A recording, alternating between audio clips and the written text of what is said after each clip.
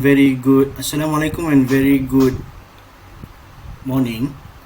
Okay, this is BMM3521 Fluid Mechanics Lab, experiment number 5, Pelton wheel turbine.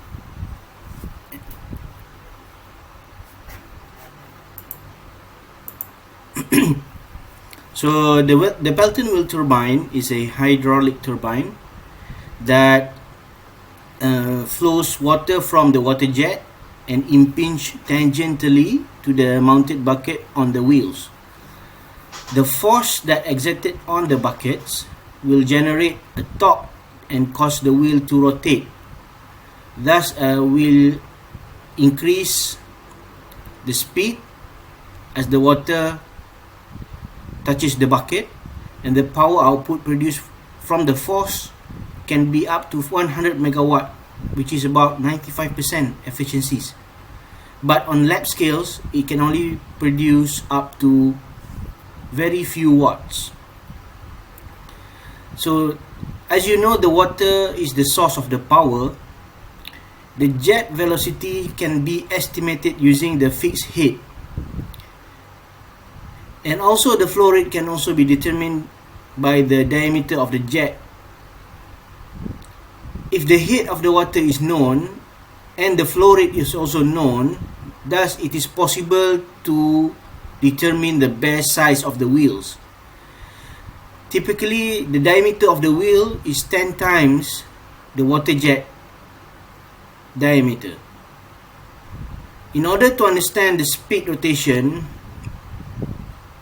the speed of the bucket can be approximately assumed as half of the speed of the water jet.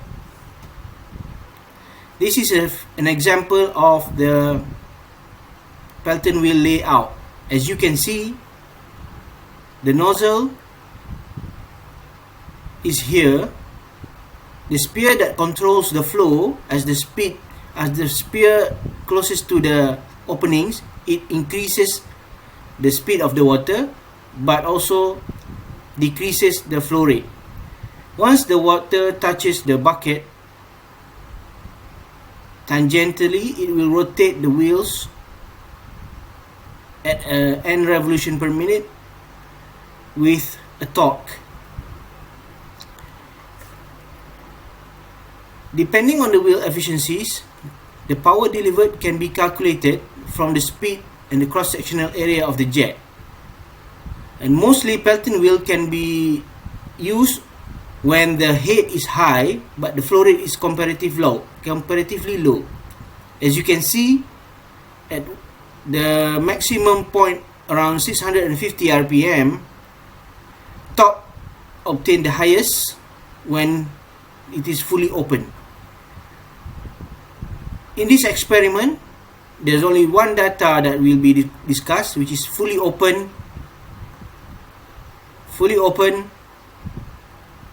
nozzle. So for this experiment, we will touch on 4 important apparatus. The first one is Pelton wheel. The second one is the hydraulic bench. The third one is the data measurement and the data acquisition, as well as the tachometer to measure the speed. Before getting started, always make sure that all the connections of the water has no leakage in the hydraulic bench, and that there is no braking device that causes the experiment to stop. Okay. During the experiment, you must always presume that the hydraulic bench, adding the water to the hydraulic bench to assume the flow rate, and also to determine the nozzle waft, which is rotationally exhaled by turning the null cap at the end of the nozzle. The nozzle position can be read from the scale of the cap. This will be shown in the lab video by Mr. Fadli.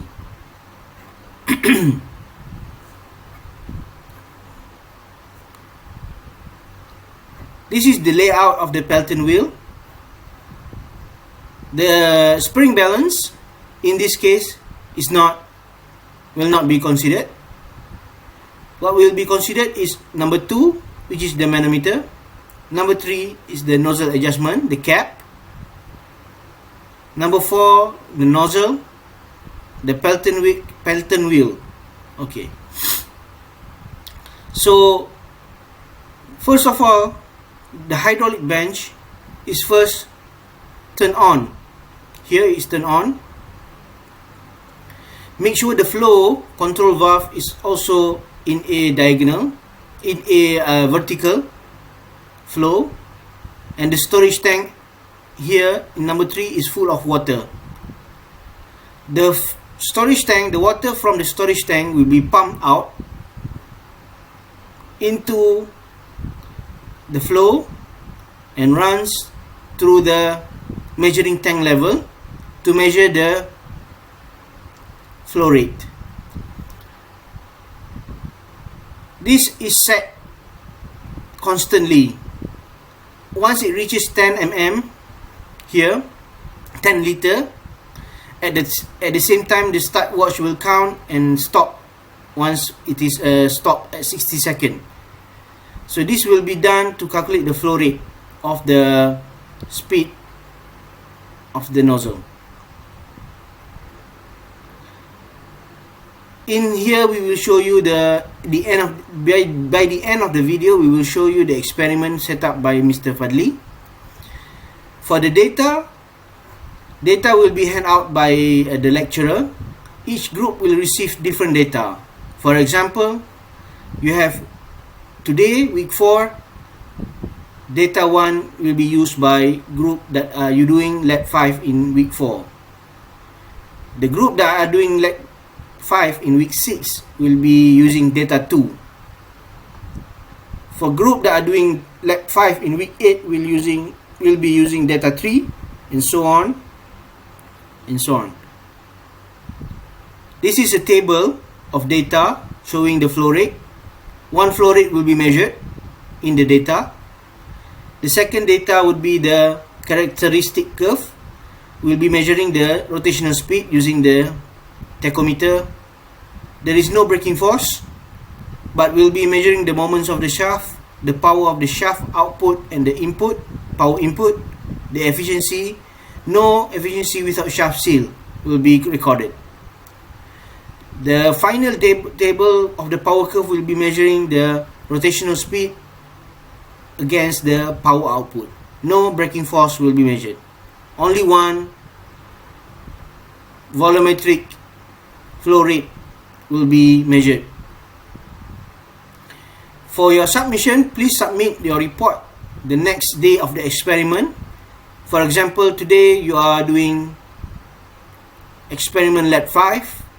You will have to submit next 2 weeks before you do the new experiment in lab 1. So submit before you do the new experiment. The report should be submitted in this link, and the presentation video should be submitted in Kalam as well. You should do a presentation video related to your report, and use also software for your results such as Excel or MATLAB or data plot or any plot that can measure your report. This is the example of a report. Information included: the title, the abstract, the table of content. Chapter 1 must include also your objective, your background and your problem statement, as well as your scope. For this kind scope, you're measuring only in lab scale. The objective is to determine what you have in your data. Chapter 2 is the theory. The chapter 3 is the method that I have explained to you earlier, and also what Mr. Fadli will show you, the results and the graph, as well as more discussion. The discussion will be related to the measuring data and also the calculated data. You have to explain that. Discuss about the graph. Discuss about the graph that you obtain from the data, and explain about the graph that you obtain. Explain also why the efficiency is very low. explain also why, what maximum power can be produced, and what are the conclusions. Those marks will be 10%. Your presentation must include your group members' introduction, state your name, your ID, and where you are from. The presentation must not exceed 10 minutes, must include necessary information in your report. Mark will be based on the creativity of your presentation. So you must have an intro and outro logo, which I will show you in this video. And I will share you also the intro and outro of the logo. The visual effect will also be receive more marks in your if you produce this in your presentation. That is all for me. Thank you. Hope you submit your report before the due date. Assalamualaikum and goodbye.